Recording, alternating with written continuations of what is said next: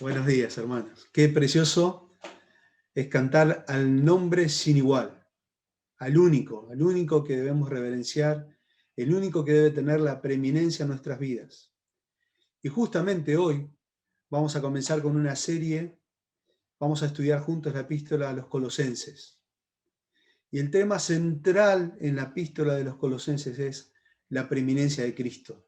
El Cristo todo suficiente. Nombre sin igual, como cantábamos recién. Así que vamos a abrir la palabra de Dios en Colosenses capítulo 1, o vamos a ver del versículo 1 al versículo 8.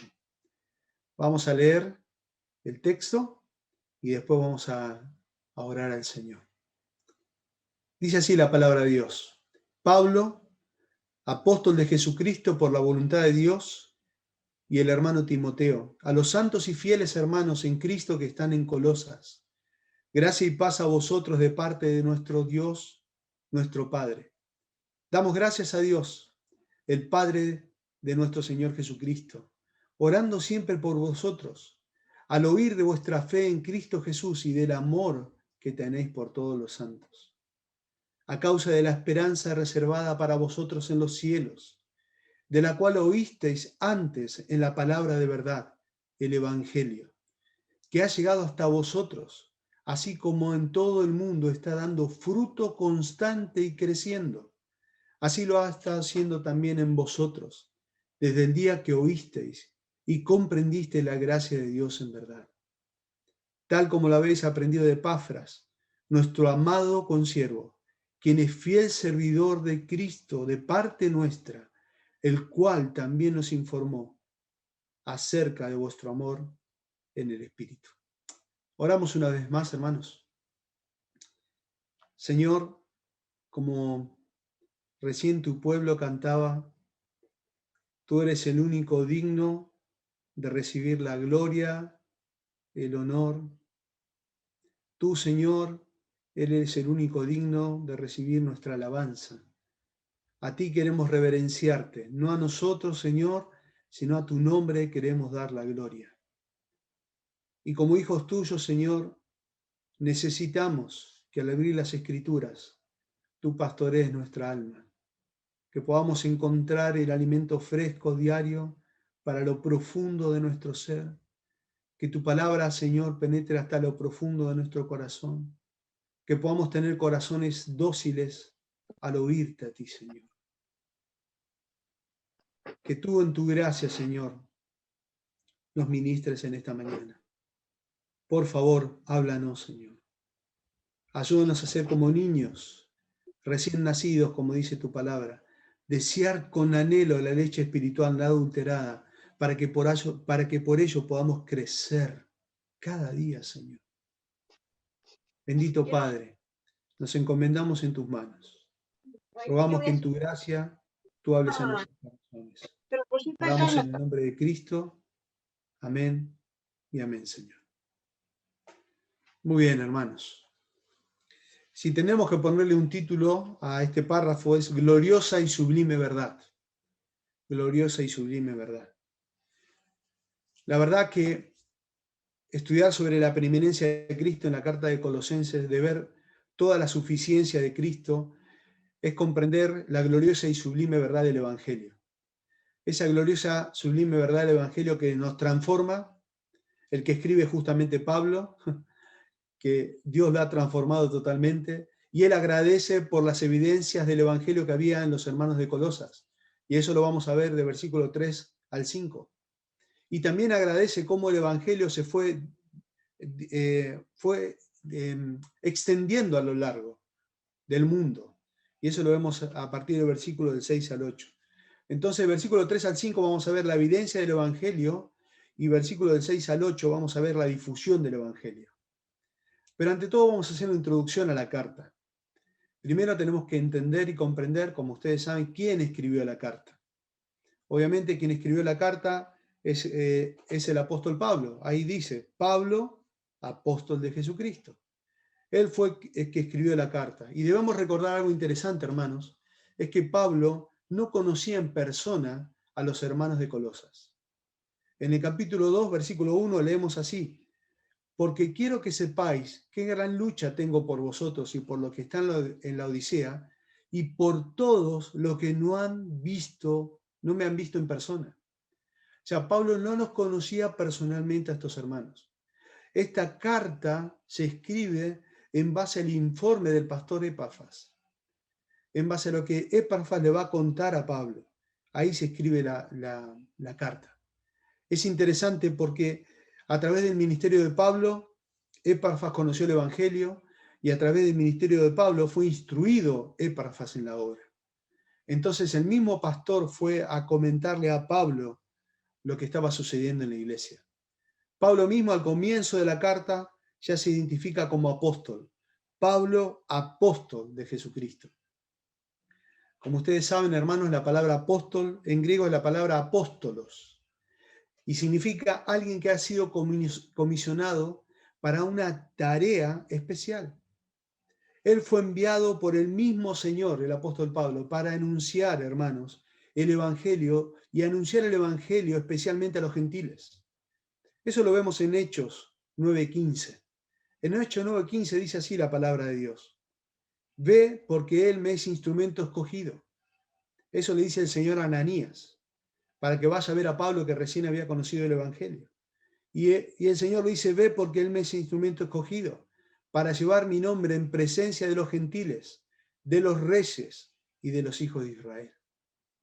Y Pablo reconocía que Él no se impuso como apóstol, sino que Él fue llamado al apostolado. Dios mismo lo separó para eso. Es algo maravilloso. Pero también al comienzo de la carta, Pablo ya de entrada, al comienzo de esa carta, él pone en el centro a Cristo. Porque justamente el problema que estaba pasando allí en la iglesia era el gnosticismo, como algunos dudaban de Cristo.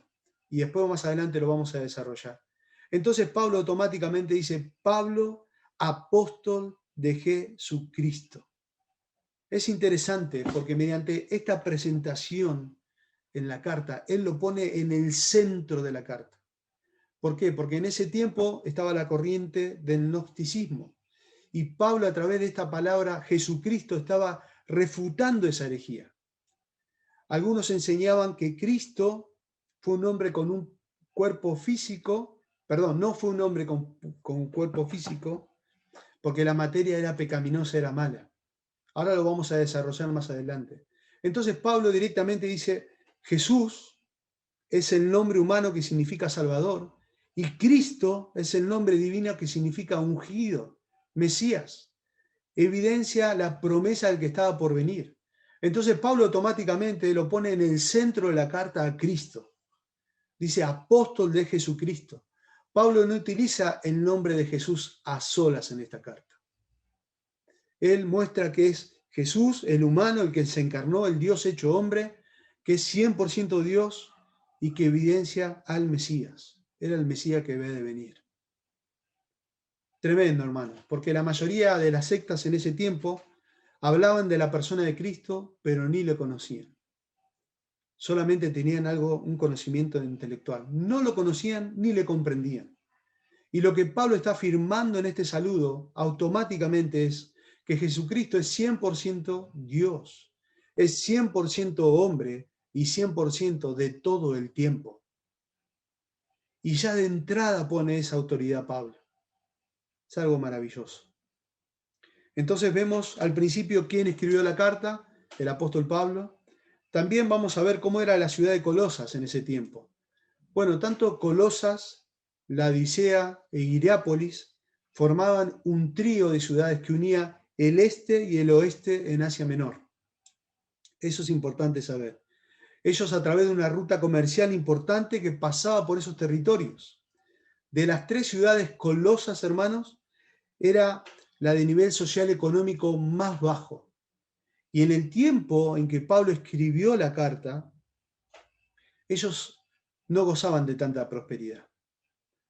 Y Pablo allí en esa época escribe esa carta. Ellos estaban en una decadencia espiritual y económica. Era una ciudad, Colosas, cosmopolita. Estaban en un centro, en un centro geográfico importante, entonces abundaban allí la variedad de filosofías religiosas, había también dos tendencias predominantes en ese tiempo, a la cual Pablo va a contrarrestar.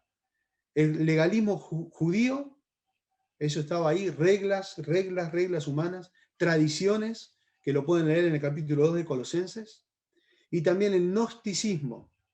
El gnosticismo, hermano, era una mezcla de doctrinas orientales, el judaísmo y el cristianismo.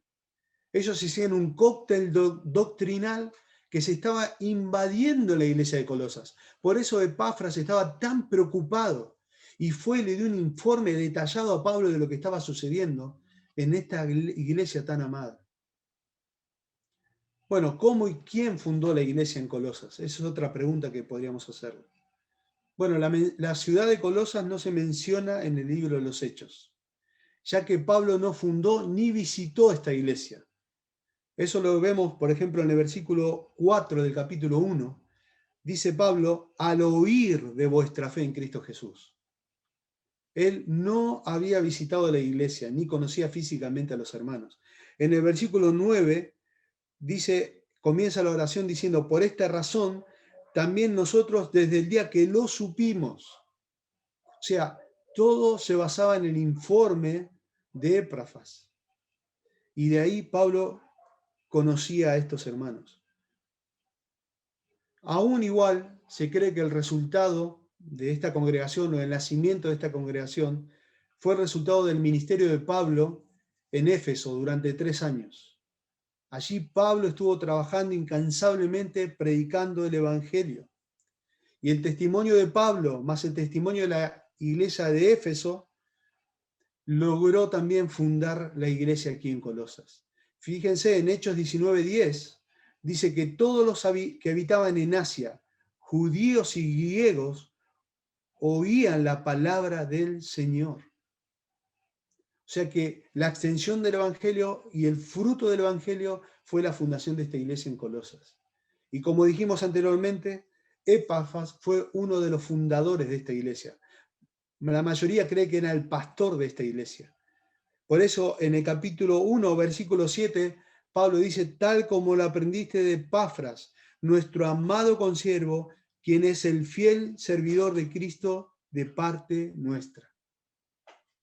Entonces, hasta ahora vimos quién escribió la carta, podemos ver cómo era la ciudad de Colosas a grandes rasgos, cómo y quién fundó la carta, y ahora vamos a ver las circunstancias que motivaron a Pablo a escribir esta carta. Pablo estaba preso, estaba en la prisión. Es una de las cartas de las prisiones junto con Efesios, con Filipenses y con Filemón. Y eso lo podemos ver en Hechos 21, del 17 al 28. Ahí cuenta el encarcelamiento de Pablo. Y Epafras fue a visitar a Pablo en prisión y le informa de estos peligros doctrinales que se estaban infiltrando en la iglesia. Y como dijimos anteriormente, en base a ese informe, Pablo va a desarrollar esta carta para refutar esas herejías y para mostrarle a los hermanos en Colosas que la preeminencia sobre todas las cosas y la suficiencia es de Cristo. ¿Cuál era la herejía que se estaba infiltrando en esa iglesia? Bueno, como dijimos, el gnosticismo, la palabra gnosis en griego es conocer. Y lo que vamos a hacer ahora, vamos a resumir en muy breve la teología que tenía el gnosticismo. ¿Qué creían ellos? ¿Qué se estaba infiltrando en la iglesia de Colosas? Bueno, por ejemplo, ¿qué creían ellos sobre Dios? Miren lo que ellos creían, hermanos. Ellos decían, Él es espíritu. Existe encerrado en sí mismo, distante del mundo material. No es el creador del mundo, ya que no puede tener contacto con la materia.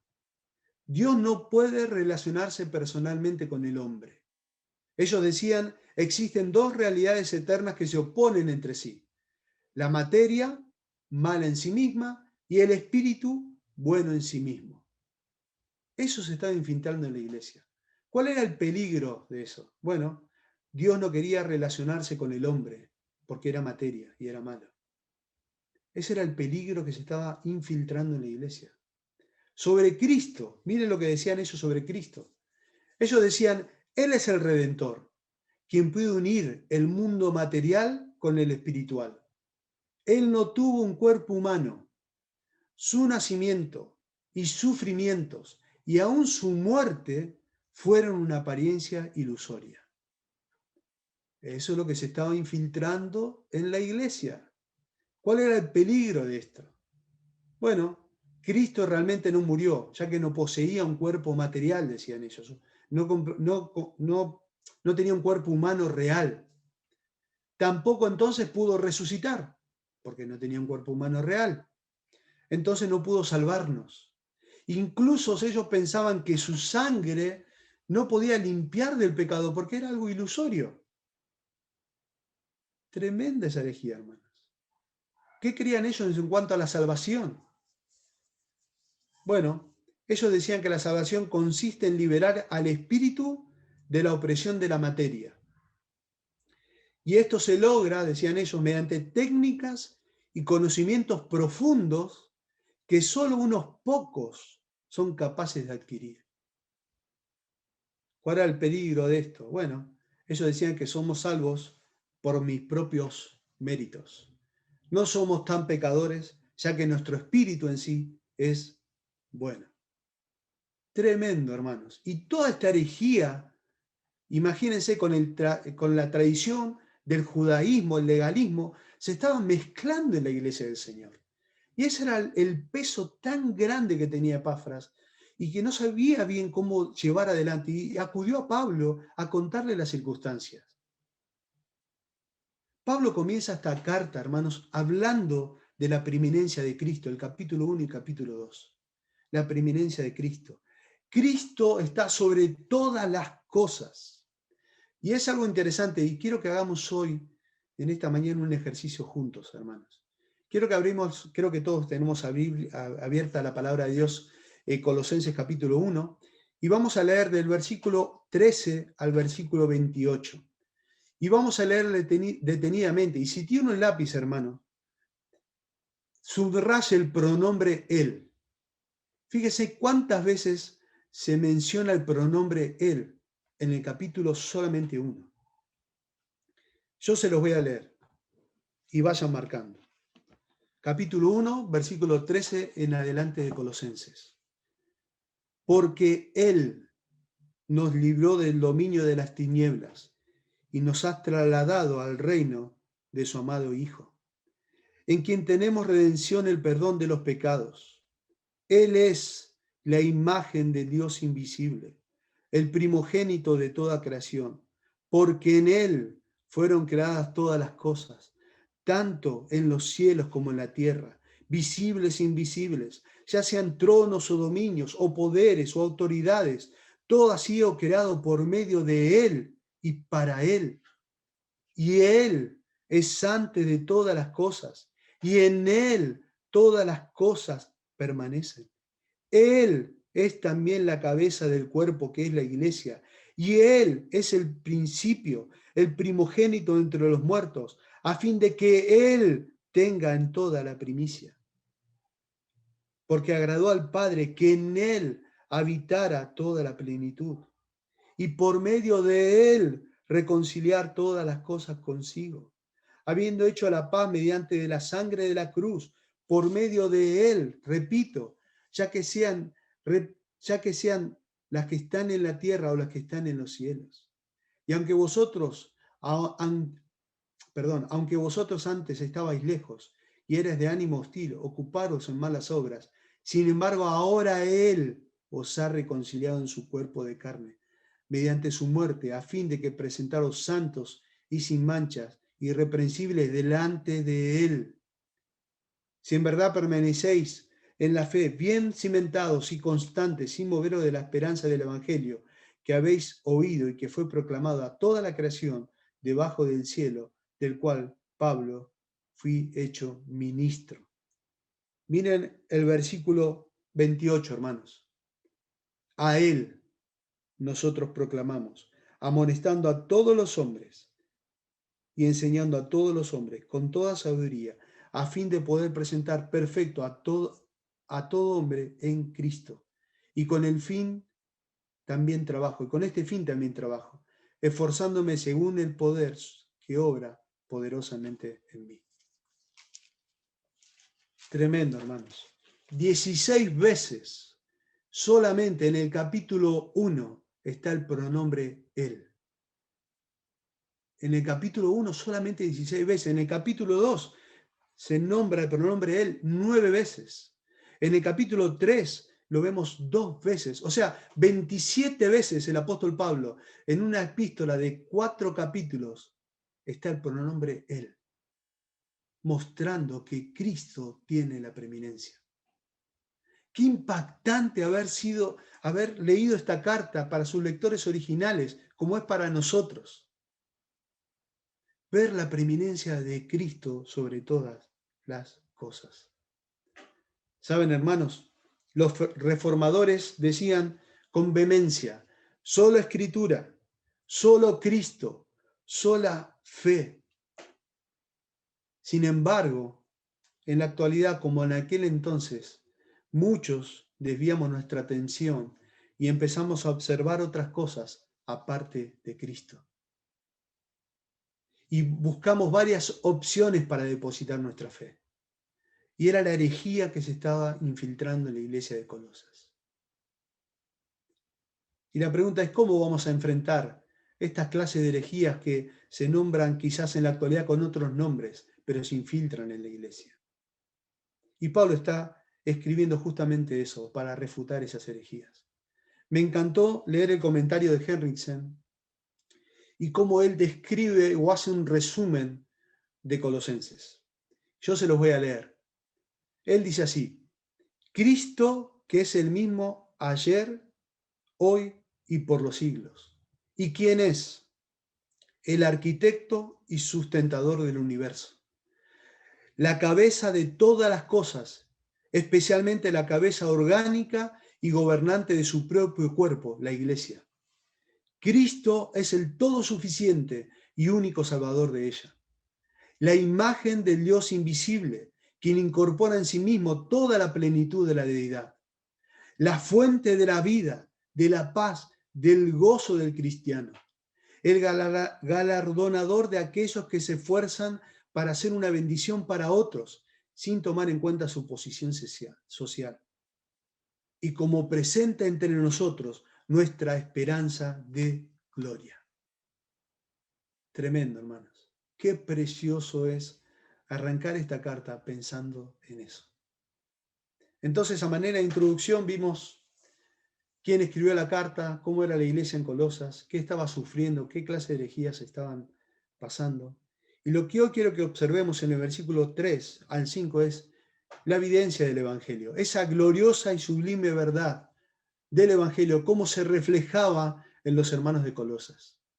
Y comienza el versículo 3 diciendo: damos gracias a Dios, el Padre de nuestro Señor Jesucristo, orando siempre por vosotros, al oír de vuestra fe en Cristo Jesús y del amor que tenéis por todos los santos, a causa de la esperanza reservada para vosotros en los cielos, de la cual oísteis antes en la palabra de verdad, el Evangelio. Es interesante cómo comienza el versículo 3. El versículo 3, el apóstol Pablo comienza dando gracias. Damos gracias a Dios. Y es sorprendente. ¿Por qué es sorprendente? Porque si entendemos en el contexto, Pablo no estaba en una buena posición en ese momento. No estaba en su casa relajado. No estaba disfrutando de algo caliente. No estaba con sus seres queridos. Pablo estaba en prisión. Pablo estaba en aflicción. Pablo estaba sufriendo dificultades por causa del Evangelio, por causa de la obra de Cristo. Sin embargo, él comienza agradeciendo a Dios por la conversión de los hermanos de Colosas. Él podía ver, hermanos, el poder transformador de Dios en medio de la confusión que ellos estaban viviendo. Damos gracias a Dios, dice el Padre de nuestro Señor Jesucristo, orando siempre por vosotros. En medio de la confusión que ellos estaban viviendo, ellos podían experimentar gozo. Ellos podían darle la gloria a Dios en medio de esa circunstancia. Así como Él lo estaba dando en el versículo 3. Damos gracias a Dios. En las cartas de la prisión es interesante porque Pablo constantemente hace eso. En Efesios 1:16 él dice, no ceso de dar gracias. En Filipenses 1:3 dice, doy gracias a mi Dios siempre. En Primera Tesalonicenses 1:2, cuando él tuvo que huir por causa de la persecución, él dice, doy gracias, siempre damos gracias a Dios, dice. En Filemón 1:4 dice, doy gracias a mi Dios haciendo memoria de ti en mis oraciones. Y también podemos ver un principio en esto, el principio de gratitud, obviamente. Y también Pablo nos está mostrando que la oración, hermanos, no es algo ocasional para el creyente. Él dice, damos gracias a Dios siempre, orando siempre, dice. Dice, orando siempre por vosotros. ¿Saben? La idea es una oración que se dirige incesantemente a Dios. La oración primero es ofrecida al Dios. ¿A quién? Al Padre de nuestro Señor Jesucristo. A Él era toda la gratitud. A Él le oraba incesantemente, constantemente. No importaba la circunstancia, no importaba la distancia, no importaba el dolor. A Él se aferraba. Y Pablo está mostrando eso con su ejemplo a los hermanos de Colosas. Damos gracias a Dios por su vida. Tremendo, hermanos. En Romanos 15:6, Pablo dice, para que unánimes a una voz glorifiquéis al Dios y Padre de nuestro Señor Jesucristo. Unánimes a una voz. En Efesios 3:14, él mismo dice, por esta causa doblo mis rodillas ante el Padre de nuestro Señor Jesucristo. Y está mostrando esa relación estrecha que él tenía con su Señor. Que él tenía con Cristo y que él tenía con su Padre, el mismo Dios. ¿Saben? Pablo se refiere a Dios en términos de su relación con Jesucristo. Dios el Padre de nuestro Señor Jesucristo. ¿Saben, hermanos? Hay un escritor que dice lo siguiente, que Pablo usó esa expresión porque lo hace sin ningún lugar a duda. Dice, porque Jesucristo es la expresión más sublime y perfecta de Dios. Él, Jesús, el hombre Jesús, dice aquí el pasaje. El hombre Jesús no es otro, sino que el Cristo mismo. Eso está diciendo Pablo. El que fue enviado por el Padre desde el cielo como su unigénito y el Señor exaltado por el Padre a su diestra. Él dice, tanto en su encarnación como en su glorificación, el Hijo de Dios franqueó el abismo que existía entre el cielo y la tierra y así forjó el puente necesario para que el hombre entrara en comunión con Dios. Su mediación no es entre muchas posibles, es única e intransferible. Verdaderamente nadie tiene acceso al Padre sino por Él. Y teniéndolo a Él no hace falta ningún mediador adicional. Si queremos saber cómo es Dios, basta con mirar a Jesús. Si queremos acercarnos a Dios, Jesús es el único camino y la única puerta. Tremenda verdad, hermanos. Eso escribió Burt, un autor, un comentarista, F. Burt. Y Pablo comienza agradeciendo a Dios. Y miren la evidencia del Evangelio en la vida de los hermanos de Colosas. ¿Qué estaba oyendo Pablo de los hermanos de Colosas? Dice, al oír de vuestra fe en Cristo Jesús. Evidencia del Evangelio. Y del amor que tenéis por todos los santos. Evidencia del Evangelio. Y el versículo 5 dice, a causa de la esperanza que está reservada para los cielos, de la cual oíste en la palabra de verdad, el Evangelio. La esperanza, evidencia del Evangelio. Tremendo, hermanos. ¿Saben? Observemos que Pablo no agradece porque tienen fe, sino agradecen porque depositaron su fe en Cristo. Ellos depositaron su fe en Cristo. Y saben, debemos tener cuidado con tener fe en la fe. Esa es la idea. Porque la fe de los gnósticos estaba anclada en sí mismo. Eso está diciendo Pablo. Ellos tenían fe en sí mismos. Ellos tenían fe en sus profundos conocimientos. Pero tanto Pablo como Timoteo agradecen que la fe de los verdaderos hermanos de Colosas fue depositada en la persona correcta, fue depositada en Cristo Jesús. La palabra fe es la palabra pistis. ¿Saben? Significa fuerte confianza en algo que es verdad y creerlo. Fuerte confianza en algo que es verdad y creerlo. La fe es mucho más que una aceptación intelectual, porque la fe implica obediencia. Hebreos 11:1 dice, es la certeza de lo que se espera, la convicción de lo que no se ve. ¿Saben, hermanos? La fe confiere seguridad, la fe confiere certeza respecto a realidades que aún no se ven. Y Pablo le está agradeciendo que oyen la fe que ellos depositaron, no en cualquier persona, no en sus conocimientos, no en su obra, no en la tradición judía, sino en Cristo Jesús. En Cristo Jesús. ¿Saben, hermanos? La palabra fe, como dijimos, es pistis, pero también la palabra viene de peitó y significa obediencia. Fe y obediencia. O sea, ¿qué queremos decir con esto? Que la fe es mucho más que una simple asentación intelectual. La fe implica obediencia. Y a través de la Escritura, hermanos, podemos ver este concepto de fe y obediencia, cómo son usados de manera semejante. Por ejemplo, en Juan 3:36 dice, el que cree en el Hijo tiene vida eterna, pero el que no obedece al Hijo no verá la vida, sino que la ira de Dios permanece sobre él. Fe y obediencia. En 2 Tesalonicenses, capítulo 1, versículo 8, dice, dando retribución a los que no conocen a Dios y a los que no obedecen al Evangelio de nuestro Señor Jesucristo. Otra vez ligada, fe y obediencia. Fe y obediencia. Cristo, hermanos, vino a ser el autor de eterna salvación para todos los que lo obedecen. Eso dice Hebreos 5:9. El mensaje se da a conocer, se ha dado a conocer a toda la gente para que lo obedezcan en la fe. Entonces podemos decir, hermanos, que aquel que rechaza el Evangelio glorioso es una persona desobediente a Dios. Es una persona desobediente a Dios. Por eso Pablo aclara tan profundamente y tan claramente, dice, al oír de vuestra fe en Cristo Jesús.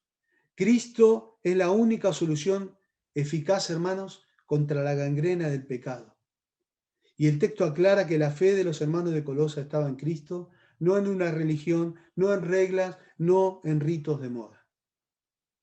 En Cristo, solo Cristo.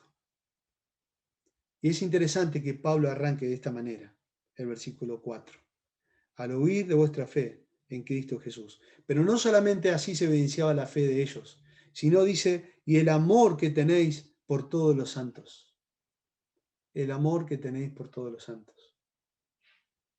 ¿Saben, hermanos?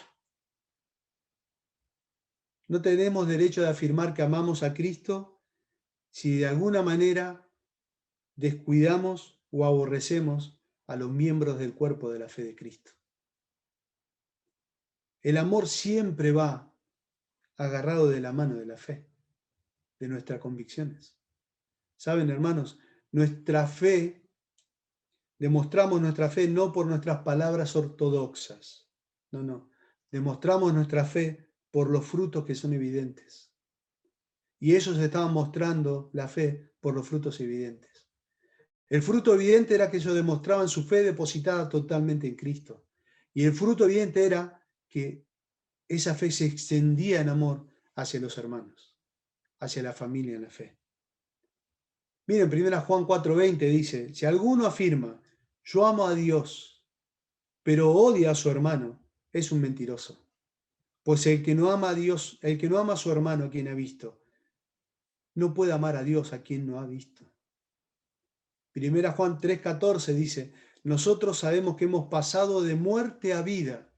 Miren la razón, porque amamos a los hermanos. El que no ama permanece en muerte. Tremendo, hermanos. Tremendo. Por eso hablamos de la evidencia del Evangelio. La evidencia del Evangelio era el amor que ellos tenían. Pero es algo interesante lo que Pablo menciona aquí. Porque Pablo menciona en el versículo que esa clase de amor que tenía la iglesia se hacía extendible ¿a quién? A todos los santos. a toda la iglesia, a todos los hermanos en la fe. Pablo decía que el amor de los hermanos de Colosas no hacía acepción de personas. Él estaba diciendo que los hermanos de Colosas no había grupos dentro de la iglesia, como sucedía quizás en Corintios, que estaba en otro contexto, pero estaba lleno de grupos. No, está diciendo eso, que en la iglesia de Colosas no había grupos, porque el amor bíblico se extendía sobre ellos. El amor bíblico que está hablando aquí Pablo no es una emoción, no es algo solamente emocional. El amor bíblico que está hablando acá es el amor ágape, que el amor ágape significa un amor sacrificial, es servir a los otros de manera sacrificada. Y el ejemplo supremo de ese amor ágape está en Cristo Jesús. En Romanos 5:8 dice, pero Dios demuestra su amor para con nosotros, en que siendo aún pecadores, ¿qué hizo Cristo? Murió por nosotros. Esa clase de amor sacrificial es la que ellos estaban imitando. ¿Saben? La necesidad más grande de nuestra vida la suplió Cristo en la cruz a través de su sacrificio glorioso por amor a nosotros. Esa clase de amor estaban experimentando y estaban mostrando los hermanos en Colosas. ¿Recuerdan Juan 13:1? El Señor Jesucristo dice antes de la fiesta de la Pascua, sabiendo Jesús que su hora había llegado para pasar de muerte, para pasar de este mundo al Padre, habiendo amado a los suyos que estaban en el mundo, los amó hasta el fin. Y ahí recuerdan, sacó la toalla y le lavaba los pies a sus discípulos. Incluso le lavó los pies a Judas. Tremendo, hermanas. Esa clase de amor sacrificial era la que estaba agradeciendo Pablo que los hermanos de Colosas la transmitían. Es una evidencia del Evangelio, hermanos. Es una evidencia que nosotros debemos mostrar. Imagínense el impacto de esta iglesia frente a todas estas herejías que se estaban levantando en la misma iglesia. En la misma iglesia. Pero versículo 5 dice algo interesante. A causa de la esperanza reservada para vosotros en los cielos, de lo cual oísteis antes en la palabra de verdad, el Evangelio. Pablo agradece por la fe, amor, pero también agradece por la esperanza, hermanos. Por la esperanza. Nosotros creemos, por lo cual también esperamos. En el capítulo 1, versículo 3, él agradece porque ellos no se movieron de la esperanza de gloria. Ellos todavía estaban expectantes, muchos de la iglesia, muchos de las iglesias, de la iglesia en Colosas, estaban expectantes en ese día glorioso de Cristo. La esperanza en el sentido de que ellos estaban expectantes, centraban todas sus expectativas en Dios. En 1 Tesalonicenses 1:3, Pablo escribe lo siguiente: teniendo presente sin cesar, dice, delante de nuestro Padre, Dios y Padre de vuestra obra, leí mal, teniendo presente sin cesar delante de nuestro Padre y Dios, vuestra obra de fe, vuestro trabajo de amor y la firmeza, vuestra esperanza en el Señor Jesucristo. Ahí está la misma idea, esperanza en el Señor Jesucristo. 1 Tesalonicenses 5:8 dice, pero puesto que nosotros somos del día, seamos sobrios, habiéndonos puesto la coraza de la fe, del amor, y por yelmo la esperanza de la salvación. Esa esperanza, esa expectativa que ellos tenían, estaba reservada. Estaba reservada. Me impacta pensar así. Estaba reservada allí en los cielos. Un día va a suceder que esa bendita esperanza, hermano, la vamos a experimentar allí delante de nuestro Señor. Toda su iglesia va a estar frente a Él. Toda su iglesia postrada ante sus pies. Toda su iglesia adorando al único digno. A Él que tiene la preeminencia. Saben, el apóstol Pedro también escribe de la misma manera a una iglesia que estaba siendo perseguida, a una iglesia que estaba sufriendo por causa de la fe. En el capítulo 1, versículo 4 de 1 Pedro dice, para obtener una herencia incorruptible, inmaculada y que no se marchita, reservada en los cielos para vosotros. está la misma palabra, segura, cuidada. Nadie nos puede quitar esta bendita esperanza si estamos en Cristo. Qué precioso, hermanos, es eso. John MacArthur escribe lo siguiente referente a la esperanza. Dice, la esperanza es el ancla del cristiano que lo une de una manera inseparable al trono de Dios. Qué lindo. La esperanza es para el cristiano. Es el ancla que une de una manera inseparable al trono de Dios. La esperanza, hermanos, esa es la incertidumbre que tenemos en el futuro. El futuro para el creyente, hermanos, está asegurado.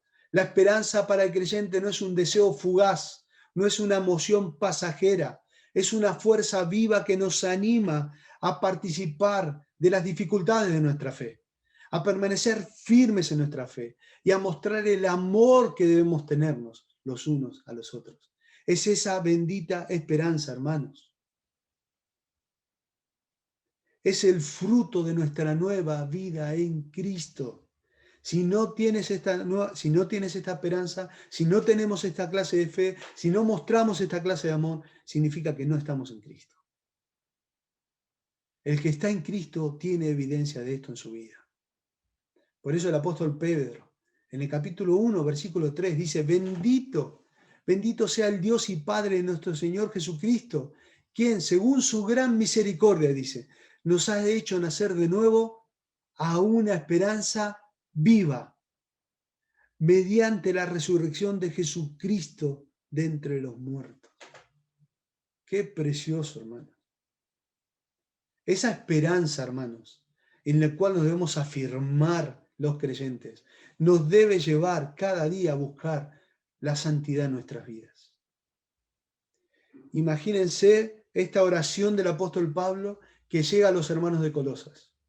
En medio de toda esa mezcla de religión que se está infiltrando en la iglesia, cómo ellos debían permanecer firmes en su esperanza y buscar su santidad en Dios todo el tiempo, porque la esperanza nos debe llevar a la santidad. Por eso 1 Juan 3:3 dice, y todo aquel que tiene esta esperanza en Él, o puesta en Él, ¿qué hace? Se purifica, así como Él es puro. Así como Él es puro.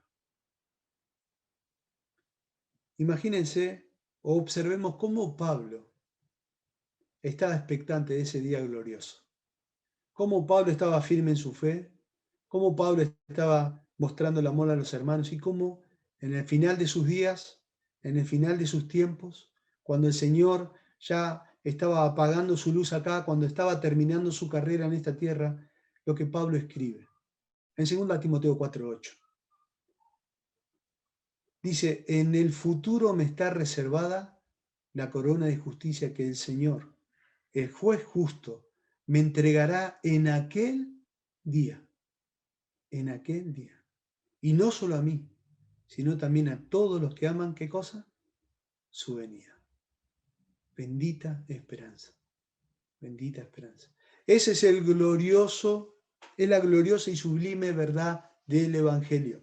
El Evangelio transforma vida, transforma de tal manera que la fe es en Cristo, que el amor de Cristo es derramado en nosotros y lo mostramos a los hermanos, y que a su vez tenemos una bendita esperanza que no está en este mundo. No tenemos una esperanza que se corrompe, que se destruye con el pasar del tiempo, que se oxida. Tenemos una esperanza eterna, reservada allí en los cielos para nosotros, hermanos, los que estamos en fe. Bendita esperanza, hermano. Y Pablo agradecía de esta manera por la iglesia en Colosas.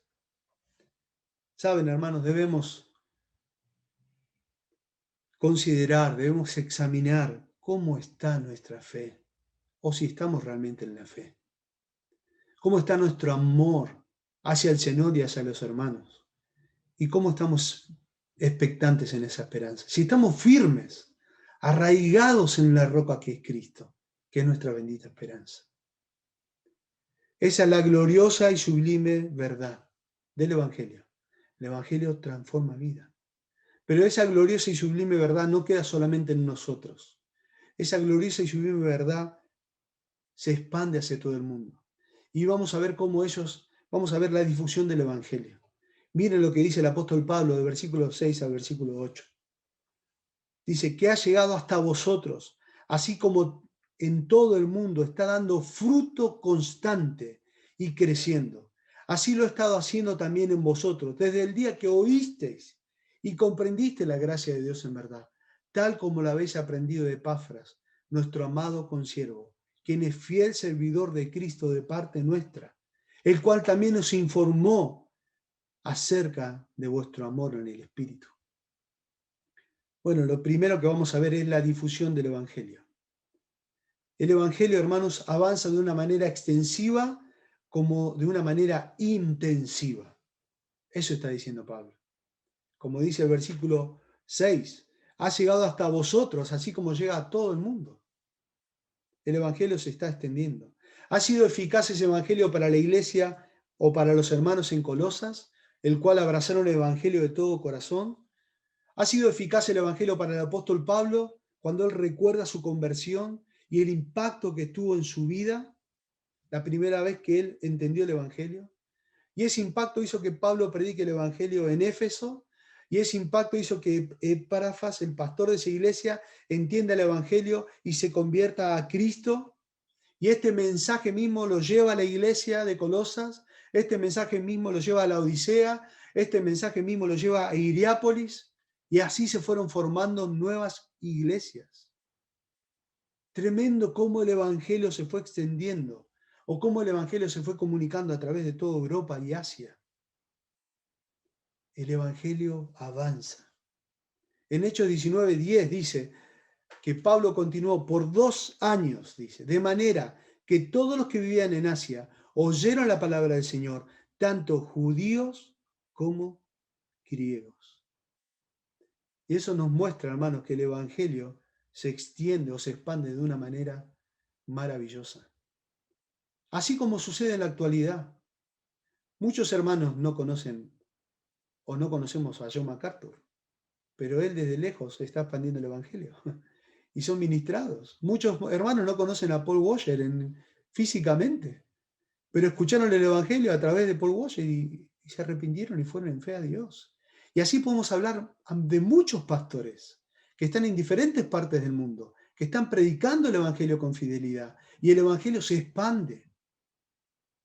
Y así como la iglesia de Colosas, así nosotros en Quilmes, nuestra madre iglesia en Quilmes, debe expandirse el Evangelio desde Quilmes hacia otros lugares. Así como Carapachay, esa iglesia amada que puso el peso en su corazón por las misiones y expandió el Evangelio hacia la costa, hacia Hurlingham, acá en Quilmes, en el Chaco, en Campana, en Villa del Parque. El Evangelio sigue creciendo, se expande externamente, intensamente dentro del cuerpo de Cristo. Y Pablo agradecía a Dios por eso. Dice, este Evangelio, dice, ha llegado hasta vosotros y a todo el mundo, y miren lo que está produciendo el Evangelio. Fruto. El Evangelio produce fruto. El Evangelio, hermanos, en sí mismo tiene la capacidad de llevar fruto. Y saben, es algo interesante, hermanos, y algo que debemos ser conscientes constantemente. ¿Cuál es mi responsabilidad con el Evangelio? Es comunicarlo. No es convertir a la gente. Mi responsabilidad con el Evangelio es comunicarlo. Porque el resultado del Evangelio, hermanos, no depende de mi oratoria, no depende de mi persuasión del manejo, sino el mensaje del Evangelio en sí mismo es poder de Dios. Dios corriendo el velo del corazón de las personas a través del poder del Evangelio. Y Dios utiliza vasos de barro. Tremendo, hermanos. Pablo está diciendo, el Evangelio lleva fruto. ¿Saben que esa palabra lleva fruto? Está en un presente continuo. Y la idea es que lleva fruto constantemente. Nunca la palabra de Dios vuelve vacía. Sea por internet, sea físicamente, personalmente, sea en un grupo grande, sea físicamente en la iglesia, nunca la palabra de Dios vuelve vacía. Porque lleva fruto. Porque es poder de Dios. Y es algo que nos debe dar descanso a nosotros los creyentes, pero también nos debe llevar a una urgencia. Debe ser urgente para el creyente comunicar el Evangelio, porque es el poder de Dios, no el nuestro. Y Pablo decía a los hermanos de Colosas, a pesar de todo lo que estaba pasando en la iglesia, ellos estaban comunicando el Evangelio. Y ese Evangelio estaba dando fruto. Pero hay algo más que estaba pasando. No solamente daba fruto constante, sino que iba creciendo. Y ahí está hablando que sugiere la idea de crecer, que tiene la capacidad del Evangelio de crecer por sí mismo y expandirse entre los hombres. Eso está diciendo. Es como en Marcos capítulo 4, versículo 26 al 8, el ejemplo de la semilla de mostaza. ¿Se acuerdan de ese ejemplo? Que va creciendo. Bueno, es la misma idea. El Evangelio se va expandiendo. Hermanos, nosotros, como en ese tiempo, tenemos el mandato de obedecer el Evangelio, de proclamar el Evangelio, sabiendo que el poder y la salvación es del Señor. Y el fruto de eso es del Señor. Y el fruto es del Señor. Por eso no debemos no debemos cesar de orar por aquellos que no conocen el Evangelio, pero tampoco no debemos cesar de comunicar el Evangelio. Y eso debe ser algo que nos debe animar constantemente. Me impacta también, hermanos, pensar que el Evangelio es comunicado por siervos dispuestos. Comunicado por siervos dispuestos. Hombres comunes y corrientes, entregados totalmente en la mano de su alfarero. Miren lo que dice, versículo 7. Y tal como lo aprendiste de Epafras, nuestro amado consiervo, quien es fiel servidor de Cristo de parte nuestra, el cual también nos informó acerca de vuestro amor en el Espíritu. ¿Saben? Me impactó escuchar el nombre de Epafras y ver cómo Pablo lo describe. Si nos toca partir con el Señor, en algún momento nos va a tocar, qué lindo sería que nos identifiquen como Pablo identificaba a Epafras. Lo primero que dijo es, amado consiervo. Amado consiervo. La idea de amado consiervo es coesclavo conmigo. Esa es la idea. Persona que es esclavo del mismo amo que otro. Epafras es un esclavo del Señor Jesucristo, es un siervo del Señor Jesucristo por amor a Cristo, igual que yo. Es mi compañero de servicio. Epafras era compañero de Pablo y de Timoteo, y ellos estaban unidos con el mismo propósito eternal. Fueron llamados con el propósito de proclamar el Evangelio. Y Pablo lo nombra así, amado consiervo. Qué gozo tremendo era tener amigos y consiervos de esa manera del apóstol Pablo. Qué alivio para su alma. Qué medicina para sus huesos es juntarse con consiervos que comparten las mismas cargas, que aman a su mismo Señor, que sirven a su mismo Señor. Y Epafras era uno de ellos. Y dice, consiervo amado. Consiervo amado. Pero no solamente dice consiervo amado, dice fiel servidor o ministro de Cristo, como dice otras versiones. Y esto era en relación con la iglesia de Colosas. Fiel ministro. Epáfras fue el instrumento que Dios utilizó para comunicarles el Evangelio a los hermanos que estaban en Colosas. Y Pablo lo reconoce de esa manera. Mire la preocupación pastoral que tenía Epáfras por la iglesia en Colosas. En Colosenses capítulo 4, versículos 12 al 13, dice lo siguiente. Epáfras, que es uno de vosotros, siervo de Jesucristo, os envía saludos, siempre esforzándose intensamente a favor vuestro en sus oraciones, para que estéis firmes, perfectos y completamente seguros en toda la voluntad de Dios. Porque le soy testigo, dice, de que tiene profundo interés por vosotros y por lo que están en la Odisea y en Hierápolis. Un fiel servidor de Cristo, mostrando ese corazón pastoral por la iglesia del Señor. Él fue fiel en proclamar el Evangelio, pero él era fiel también mostrando el Evangelio en su vida, amando la iglesia del Señor. Y eso es algo inseparable. Mostrar ser fiel, tener amor por el Evangelio, también es mostrar y ser fiel amor por los hermanos, por las ovejas que el Señor compró con su sangre. Ahora, qué tremendo contraste con los falsos maestros. Tremendo que Pablo en estos 8 versículos les muestra a los hermanos de Colosas el contraste con esos falsos maestros, esos infieles que estaban mezclándose entre el rebaño del Señor. Mira cómo Pedro describe a los falsos maestros. En 2 Pedro capítulo 2, versículo 1 al 3, tenemos una descripción de los falsos maestros. Dice, pero se levantarán falsos profetas, ¿entre quién? Entre el pueblo.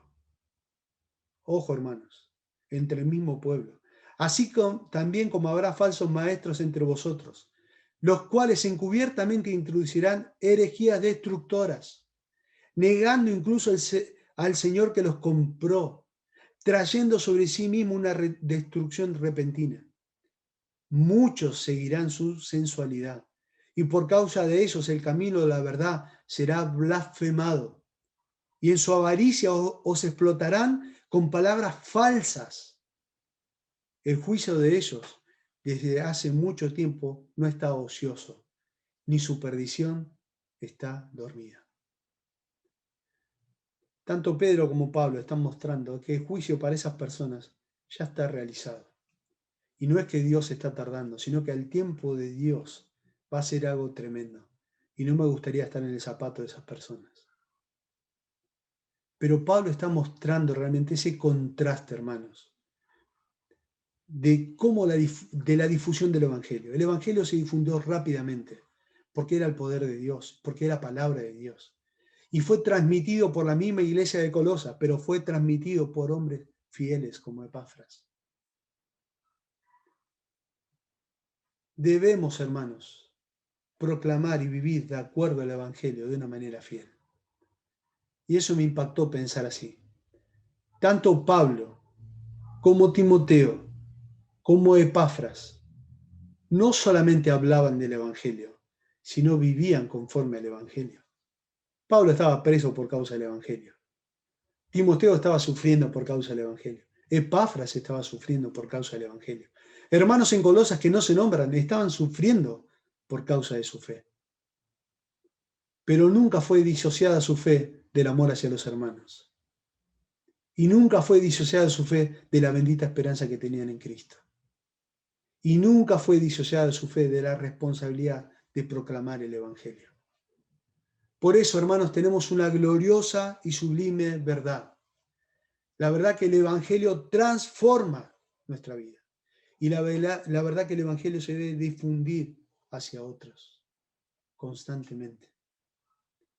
La pregunta que podríamos hacernos, hermanos, es ¿qué ejemplo estamos dejando a las próximas generaciones?